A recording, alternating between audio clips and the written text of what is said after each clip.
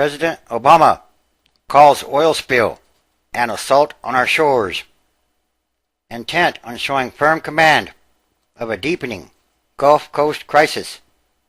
President Barack Obama inspected a fouled beach, took in what he called heartbreaking stories of the catastrophe, and declared, "We're going to keep at it until the America's largest ever oil spill is stopped and cleaned up." Yes, this oil leak or oil spill is many times the size of the Exxon Valdez incident. It's an assault on our shores, on our people, on the regional economy, and on communities. With more than 20,000 people already working to contain and clean up the still gushing crude, Obama announced he was tripling the manpower in places where oil has washed ashore or is about to. This is a massive, rolling disaster. And this is our highest priority, and it deserves a response that is equal to the task, he said at a shoreside podium. Obama made a promise to coast residents reminiscent of previous presidents speaking after disasters, such as George W. Bush after Hurricane Katrina in 2005. "I'm here to tell you that you are not alone. You will not be abandoned. You will not be left behind," Obama said. "The media may get tired of the story, but we will not. We will be on your side, and we will see this through." He came armed with specific advice for beleaguered locals and the concerned U.S. public, acknowledging that storm-battered coastal states have weathered your fair share of trials and tragedy. He directed those in the region who are filing claims for damages to count on the government, state and federal, to help cut any red tape. He was joined by the governors of Florida, Louisiana, and Alabama. To the public at large, he pleaded for volunteers to join the cleanup and for tourists to flock to the majority of the region's coastline that is, so far, untouched, or at least for now. "One of the most powerful ways you can help the Gulf right now is to visit the coast," the president said. Rising criticism has been increasingly aimed at Obama and his administration as crude oil has continued to spew after an oil rig exploded and sank April 20th. "It's a dog and pony show. What can he really do?" said Billy Ward, who comes to his beach house here every weekend. "If he wants to do something, let him get out there and pump some mud and cement into that hole. Just fix it. Help us," he added. Amid fears the tragedy could engulf his presidency, Obama has launched a more aggressive effort this week to demonstrate that he is engaged.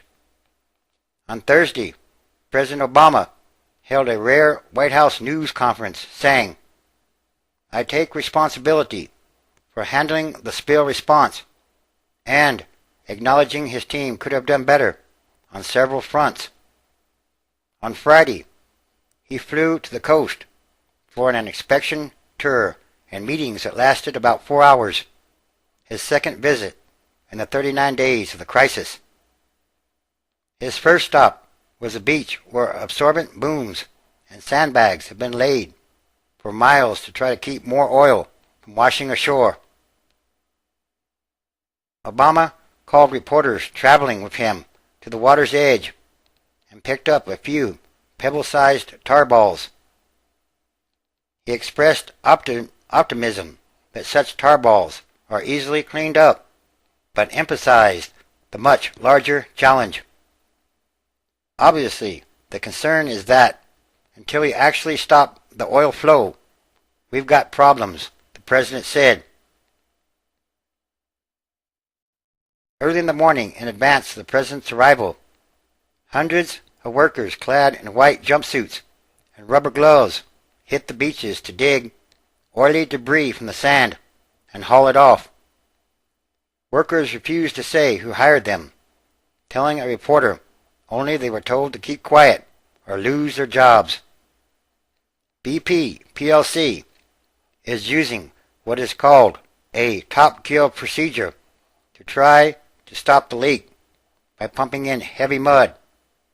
If it doesn't work, something BP says will supposedly or theoretically be known within a couple of days, Obama's political problems will only compound. Asked as he was walking off if he was competent in the latest fix attempt, the president demurred. All I can say is we've got the best minds working on it, and we're going to keep on at it. In other words, he would not give a definitive answer.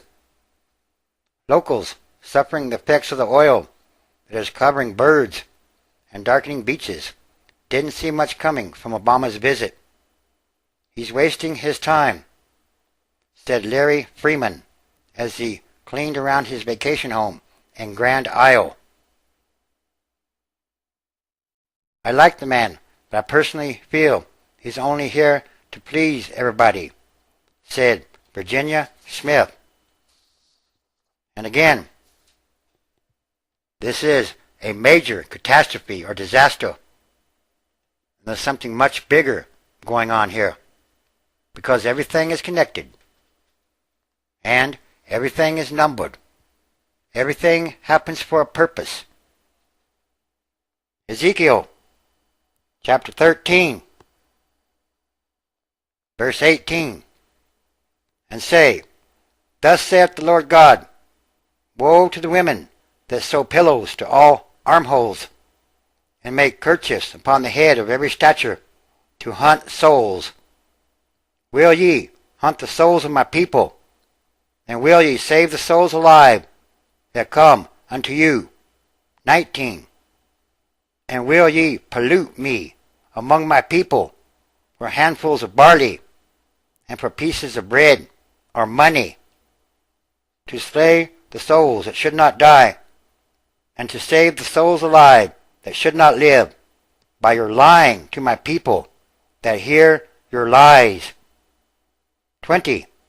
Wherefore, thus saith the Lord God Almighty, Behold, I am against your pillows, wherewith you there hunt the souls to make them fly, and I will tear them from your arms, and will let the souls go, even the souls that you hunt to make them fly.